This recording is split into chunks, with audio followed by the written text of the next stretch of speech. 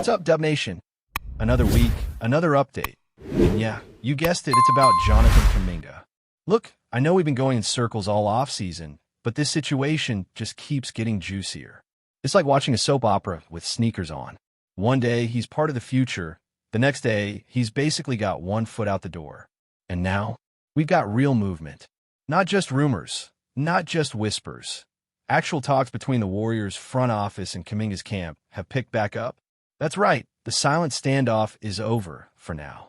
Now, before we get lost in all the trade talks, contracts, and behind-the-scenes drama, let's just take a second to acknowledge how weird this offseason has been for Golden State. I mean, we're deep into August, and the Warriors are still the only team in the entire league that hasn't made a real move yet. Nothing. Nada. Zilch. Every other front office is wheeling and dealing, while the Dubs seem frozen in time. And for a team that finished last season with more questions than answers, that's borderline maddening. But maybe, things are finally starting to unstick. So here's what we know. After weeks of radio silence, the Warriors and Jonathan Kuminga are finally back at the negotiating table. They've exchanged contract concepts. They're debating structure. They're tossing around opinions on valuation. Now, this doesn't mean a deal is imminent, but at least both sides are talking again. And that's a big shift compared to the complete cold shoulder they've been giving each other for almost a month. That silence? It was deafening. And now that they're back in communication, things could get real interesting real fast. Now look, let's not sugarcoat it. There's tension. There's mistrust. And it's not hard to see why. Kuminga has made it clear, both through reports and through some behind-the-scenes noise, that he's not exactly thrilled about his role in Golden State. He feels like a pawn, not a pillar, not a priority, a pawn. And honestly, that one word says it all. He doesn't want to be used as trade bait. He wants to be the guy. He wants to be a foundational piece, someone the team builds around, not someone they dangle in front of other teams the second a shiny opportunity comes along. But here's the thing, the Warriors, they haven't exactly treated him like he's untouchable. They've been hesitant. And sure, Joe Lacob loves the kid. We'll get to that. But outside of the ownership suite, there's been serious doubt about whether Kuminga is truly part of the long-term core. Reports have surfaced for months now saying that folks inside the building just don't see him as the heir apparent to Steph, Clay, and Draymond. They don't think he's that dude. They don't see an all-star in the making. And that's a problem, because he does. According to sources close to the situation, Kuminga sees himself in the same tier as guys like Cade Cunningham and Scotty Barnes. Young, athletic forwards who've already inked max extensions and been given the keys to the franchise. That's the level he thinks he's on. Whether you agree or not, that's his mindset. And when you've got that kind of confidence, or let's call it what it is, that kind of expectation, it's easy to see how this has become a standoff. Because the Warriors? They don't think he's anywhere near that level yet. Now, is that fair? That depends on how you've been watching Kuminga. On one hand, the raw talent is obvious. His athleticism, his physical tools, his flashes of brilliance, they're undeniable. There are nights when he looks like a future two-way star. But then there are stretches, long stretches, where he fades into the background, where he looks lost in the system. And that inconsistency is what's making this contract situation so complicated. Now let's talk deadlines, because there is a clock ticking. Kuminga has until October 1st to accept or decline the Warriors' qualifying offer. If he signs it, it's a one-year deal worth just under $8 million. But here's the kicker. It comes with a no-trade clause, meaning the Warriors can't move him without his approval. That would give Kuminga total control heading into unrestricted free agency in 2026. And that, my friends, is leverage. It's the only real chip he's got left on the table. But is it enough? That's what makes this whole dance so fascinating. Because the Warriors are basically calling his bluff. They don't believe he's going to take the qualifying offer. And honestly, they might be right. Historically, players who go that route rarely get the massive payday they're chasing the following summer. It's a risky move.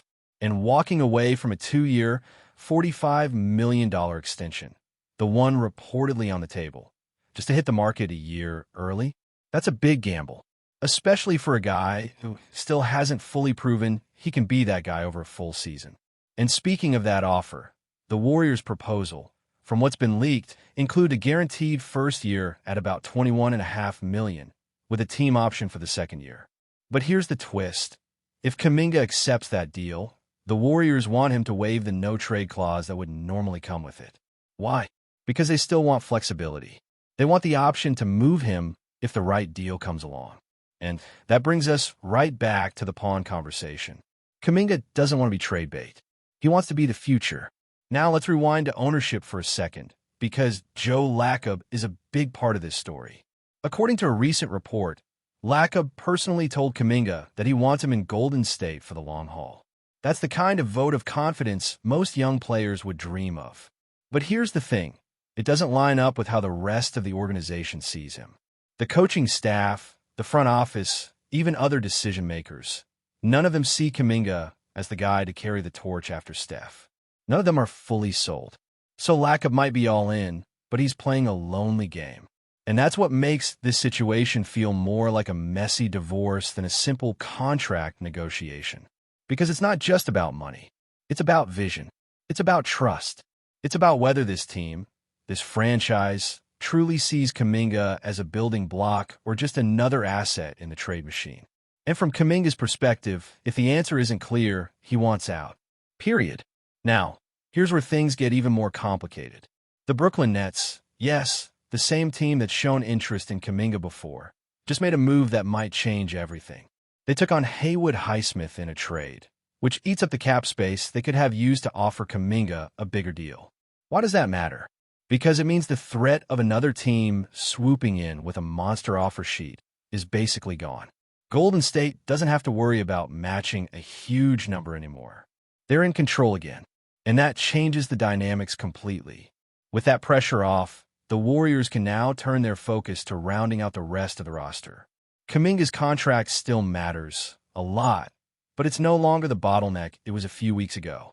They got options. They got flexibility. And they've got a few names floating around in free agency that could make some noise. So let's throw it out to you, Dub Nation. Where do you stand? Do you want Jonathan Kuminga back in a Warriors jersey next season? Do you think he's worth the fight, the money, and the drama?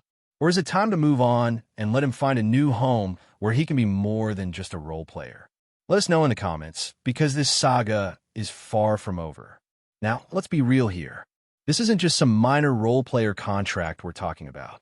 This is Jonathan Kuminga, a guy who was once billed as one of the most promising young wings in the league. A raw athlete with ridiculous upside. And for a franchise like the Warriors, a team that's staring down the end of the Steph Clay Draymond era, a player like Kuminga should matter. But the fact that we're sitting here in late August, still wondering whether he's staying or going, says a lot about how deep the disconnect really is. And look, it's not like this came out of nowhere. The tension has been building for a while now. You could see it last season in the minutes he was, or wasn't, getting in the way he was used and in how he responded. This isn't a kid content with playing 15 minutes a night while others get the spotlight. Kuminga has ambition. He wants to develop. He wants to lead. He wants to become a star. But the Warriors' system isn't built for that right now. They don't hand out the keys. They pass them down. And until Steph, Clay, and Draymond step aside, there's no space for a young guy to really own the team. And that's what this is all about, isn't it? Timing. The Warriors are trying to straddle two timelines, stay competitive in the now, while also grooming their future. But the problem is those timelines are constantly clashing. We saw it with James Wiseman. We saw it with Jordan Poole. And now we're seeing it again with Kuminga. The veterans want to win now. The young guys want to grow into something bigger. And when the development of those players doesn't align with the pressure of competing for championships, someone always ends up getting squeezed out. Right now, that someone looks like Kuminga.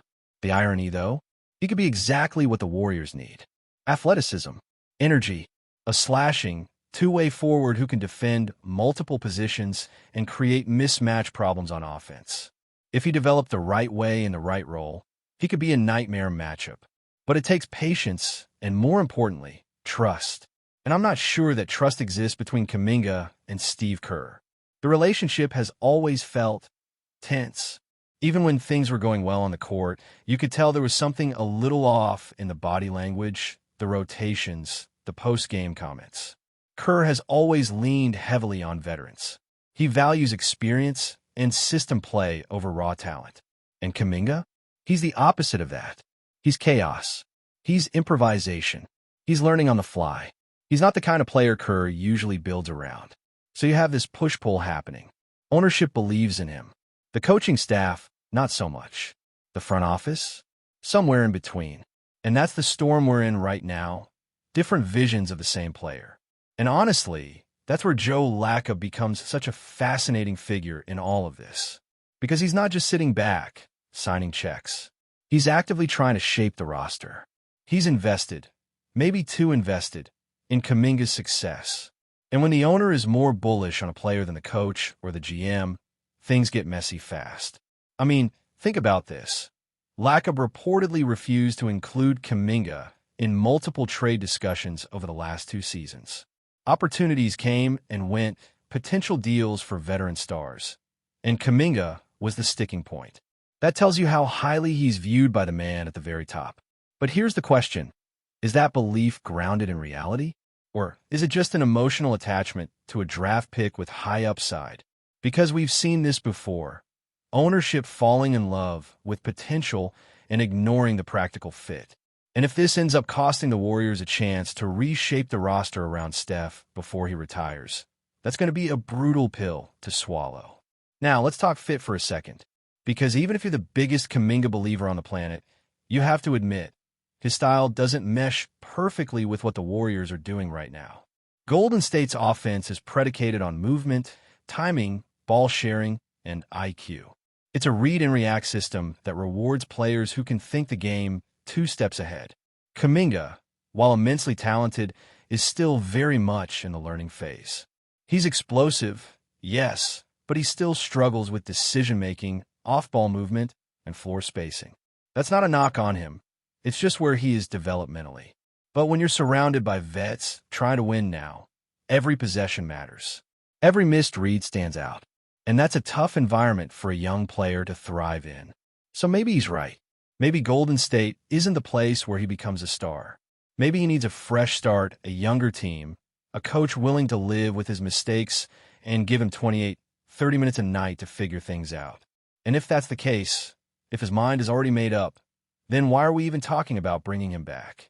Because let's not forget, this isn't just a negotiation. This is a philosophical crossroads. If you sign him to a new deal, even a short one, you're signaling that you still believe in the experiment, that you're still trying to thread the needle between contending and developing. But if you let him walk or trade him, you're admitting that the 2-timeline plan is dead. You're choosing the now. You're betting everything on one last run with Steph and hoping that's enough. And speaking of Steph, let's not pretend he's sitting this out. He might not be involved in the contract talks, but he absolutely has a voice in how this roster gets built. He knows the window is closing. He's not getting younger. And the idea of burning another season waiting on a young player to figure it out, that can't be appealing. If he had his choice, I'd bet he wants battle-tested guys around him. Veterans, winners, players who know exactly what their role is and how to execute it in crunch time. That's why the Warriors have been sniffing around guys like Horford, Melton, and Gary Payton too.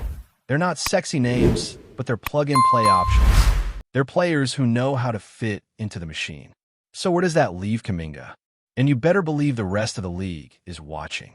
Before we continue, make sure to leave a like and subscribe to the channel so you won't miss any exclusive Dubs updates. Let's keep going. Whispers have begun to swirl around the NBA world, igniting speculation and heated debate as rumors suggest that Steve Kerr, the long-serving and highly respected head coach of the Golden State Warriors, might have been relieved of his duties.